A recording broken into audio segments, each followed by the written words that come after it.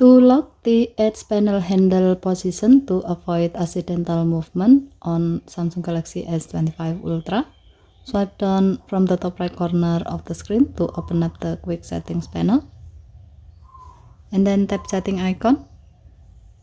Scroll down the screen to find display. Tap display. Scroll down the screen. Tap edge panels. Tap handle. And then tap the gray on off switch next to lock handle position until the switch turns blue to turn it on. By locking the edge panel handle, you make sure that the handle stays exactly where you want it and avoid accidentally shifting its position while using your phone.